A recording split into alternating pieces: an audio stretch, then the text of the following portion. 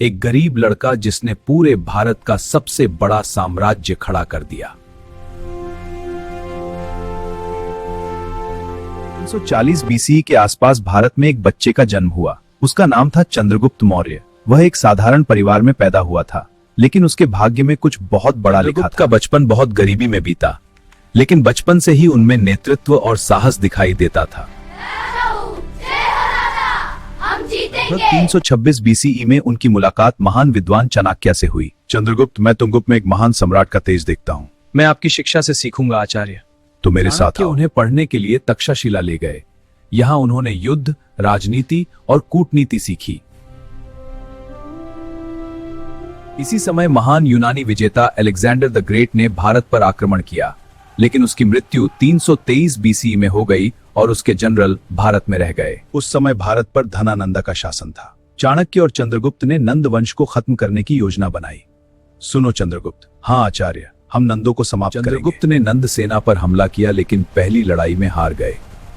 हमें अपनी सेना को फिर से तैयार करना होगा।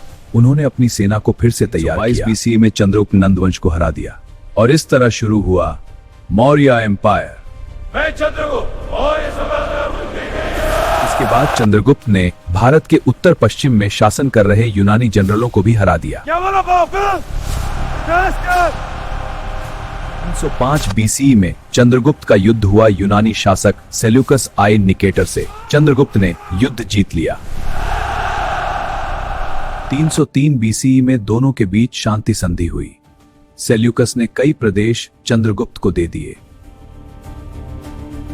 300 बीसी तक चंद्रगुप्त का साम्राज्य अफगानिस्तान से बंगाल तक फैल चुका था। यह दुनिया के सबसे बड़े साम्राज्यों में से एक था। 298 बीसी में चंद्रगुप्त ने अपने बेटे को राजगद्दी दे दी। उन्होंने जैन धर्म अपनाया। 297 बीसी में कर्नाटक के श्रवणाबेलागोला में उन्होंने तपस्या करते हुए जीवन त्याग दिया।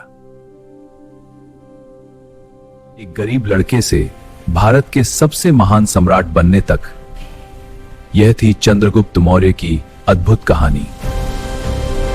अगर आपको इतिहास पसंद है तो अभी लाइक करें और ऐसे और वीडियो के लिए सब्सक्राइब करें।